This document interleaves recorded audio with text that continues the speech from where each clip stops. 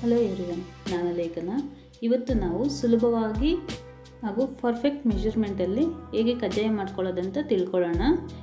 ಪ್ರತಿಯೊಂದು ವಿಧಾನನೂ ಸ್ಕಿಪ್ ಮಾಡದೆ ನೋಡ್ಕೋಬೇಕು, ಆಗಲೇ ಸರಿಯಾಗಿ ಮೆಜರ್ಮೆಂಟಲ್ಲಿ ಬರೋದು.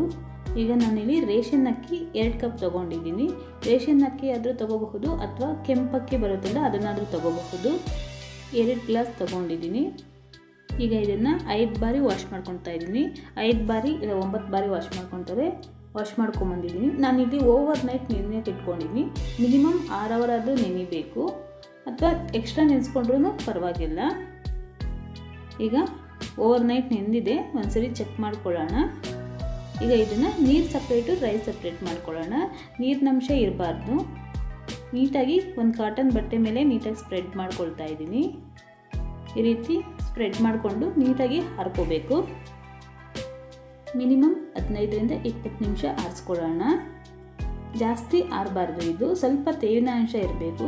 ಕೈಯಲ್ಲಿ ಮುಟ್ಟಿದರೆ ಕೈಗೆ ತೇವಿನ ಅಂಶ ಇರಬೇಕಷ್ಟೇ, ಜಾಸ್ತಿ ವೆಟ್ ಇರಬಾರ್ದು. ಕೈಗೆ ತೇವಿನ ಅಂಶ ತಟ್ಟಬೇಕು.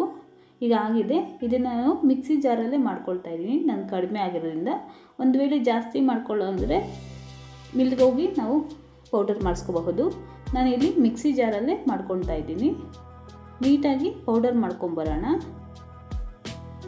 ಇಲ್ಲಿ ಪೌಡರ್ ಮಾಡ್ಕೊಂಬಂದಿದ್ದೀನಿ. ಈ ರೀತಿ ಪೌಡರ್ ಆಗಿದೆ. ಈಗ ಒಂದ್ಸರಿ ಜರಡಿ ಮಾಡ್ಕೊಂಬಿಡೋಣ.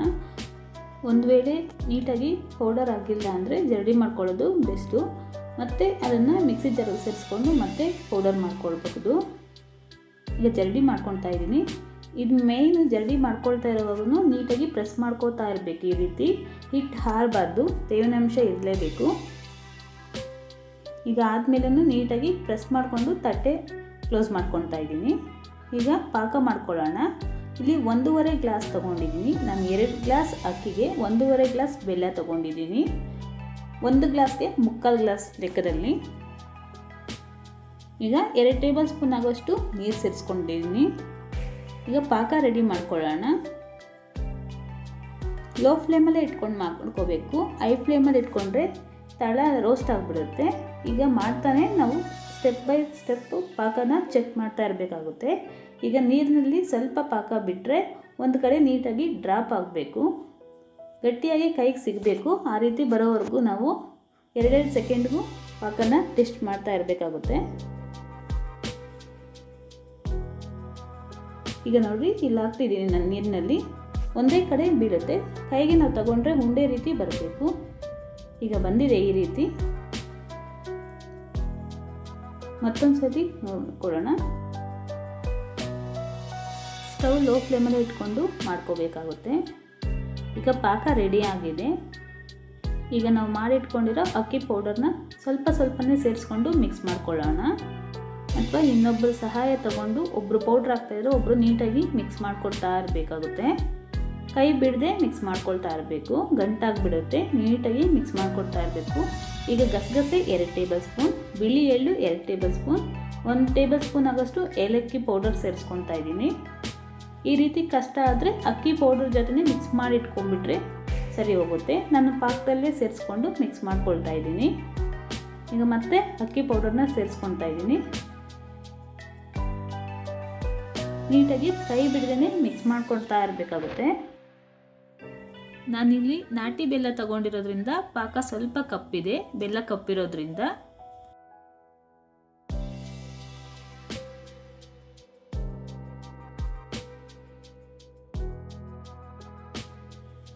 ಈಗ ಇನ್ನೂ ಸ್ವಲ್ಪ ಪೌಡರ್ನ ಸೇರಿಸ್ಕೊಳ್ತಾ ಇದ್ದೀನಿ. ಸ್ವಲ್ಪನೇ ಸೇರಿಸ್ಕೋಬೇಕು. ಒಂದೇ ಸರಿ ಸೇರಿಸ್ಕೊಂಡ್ರೆ ಒಂದು ವೇಳೆ ಗಟ್ಟಿ ಆಗಿಬಿಡುತ್ತೆ. ಸ್ವಲ್ಪ ಮೆತ್ತು ಆದರೆ ಮತ್ತೆ ಅದಕ್ಕೆ ನಾವು ಸ್ವಲ್ಪ ಮೈದಾ ಅಥವಾ ರವೆನ ಸೇರಿಸ್ಕೋಬಹುದು. ಅದಕ್ಕೆ ಸ್ವಲ್ಪ ಅಕ್ಕಿ ಹಿಟ್ಟು ಜಾಸ್ತಿನೇ ಮಾಡಿಟ್ಕೋಬಹುದು. ಈಗ ಕನ್ಸಿಸ್ಟೆನ್ಸಿ ಈ ರೀತಿ ಇರಬೇಕು. ನಾವು ಮೇಲೆ ಬಿಟ್ಟರೆ ಡ್ರಾಪ್ ಥರ ಬರ್ತಾ ಇರಬೇಕು, ಕಟ್ಟಾಗಬಾರ್ದು, ನೀಟಾಗಿ ಬರೋ ರೀತಿ ಇರಬೇಕು. ಈಗಾಗಿದೆ. ಸ್ಟವ್ ಆಫ್ ಮಾಡ್ಕೊಂಡಿದ್ದೀನಿ.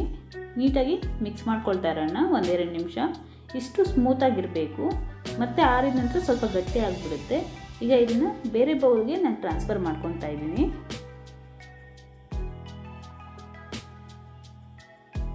ಈಗ ಇದ್ರ ಮೇಲೆ 2 ಟೇಬಲ್ ಸ್ಪೂನ್ ಆಗೋಷ್ಟು ತುಪ್ಪ ಸ್ಪ್ರೆಡ್ ಮಾಡ್ಕೊತಾ ಇದ್ದೀನಿ.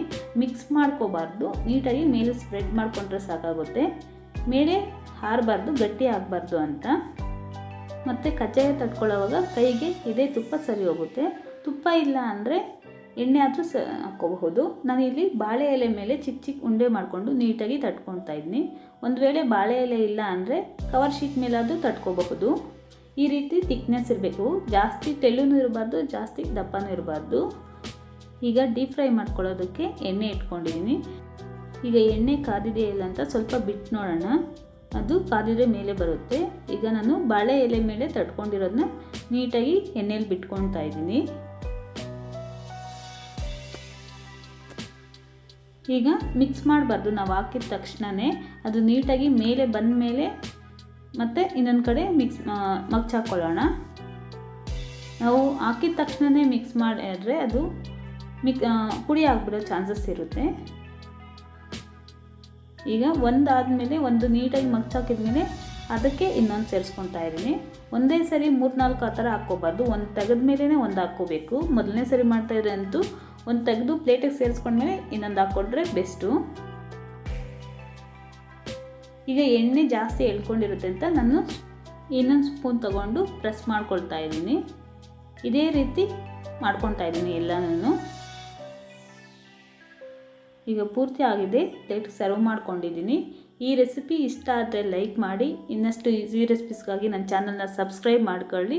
ಇಷ್ಟ ಆದರೆ ಫ್ರೆಂಡ್ಸ್ ಆ್ಯಂಡ್ ಫ್ಯಾಮಿಲಿಗೆ ಶೇರ್ ಮಾಡಿ. Thank you for watching.